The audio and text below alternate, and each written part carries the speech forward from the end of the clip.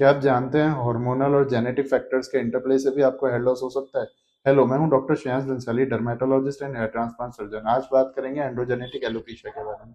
ये एक तरीके का जेनेटिक हेयर लॉस है जो कि एसोसिएटेड होता है इंक्रीज एंड्रोजन या डीएसटी हार्मोन लेवल्स के साथ। ये हार्मोन्स जो हेयर का ग्रोथ फेज है उसको शॉर्टन कर देते हैं, जिसके कारण प्रोग्रेसिवली हेयर की थिनिंग होती है, शॉर्टनिंग होती है and with time here loss होने लगता है और हेयर की डेंसिटी काफी कम हो जाती है। अब मेल्स में ये दो पैटर्न का हो सकता है। कुछ लोगों में फ्रंटल जो हेयरलाइन है वो धीरे धीरे एज के साथ पीछे होने लगती है, या जो स्कैल्प का टॉप वाला हिस्सा है वहाँ डेंसिटी कम होने लगती है। जबकि फीमेल्स में यूजुअली जो सेंट्रल एरिया है, जहाँ पर यूजुअली मांग वाला जो एरिया है, वहाँ सेंट्रल एरिया में वाइडनिंग होने लगती है और हेयर डेंसिटी कम होने लगती है। अब यहाँ जेनेटिक का मतलब ये है कि अगर किसी को एंड्रोजेनेटिक एलोपेशिया है तो उसके बच्चों में 5 to 6 टाइम्स ज्यादा रिस्क है एंड्रोजेनेटिक एलोपेशिया होने की, और वो अर्ली एज में होगा। क्या आप जानते हैं हार्मोनल और जेनेटिक फैक्टर्स के इंटरप्ले से भी आपको हेयर लॉस हो सकता है।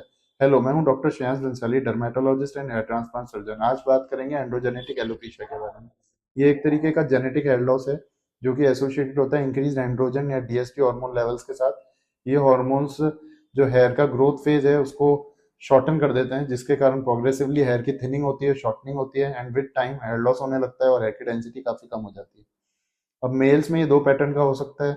कुछ लोगों में फ्रंटल जो हेयरलाइन है वो धीरे धीरे एज के साथ पीछे होने लगती है, या जो स्कैल्प का टॉप वाला हिस्सा है वहाँ डेंसिटी कम होने लगती है। जबकि फीमेल्स में यूजुअली जो सेंट्रल एरिया है, जहाँ पर यूजुअली मांग वाला जो एरिया है, वहाँ सेंट्रल एरिया में वाइडनिंग होने लगती है और हेयर डेंसिटी कम होने लगती है। अब यहाँ जेनेटिक का मतलब ये है कि अगर किसी को एंड्रोजेनेटिक एलोपेशिया है तो उसके बच्चों में 5 to 6 टाइम्स ज्यादा रिस्क है एंड्रोजेनेटिक एलोपेशिया होने की, और वो अर्ली एज में होगा।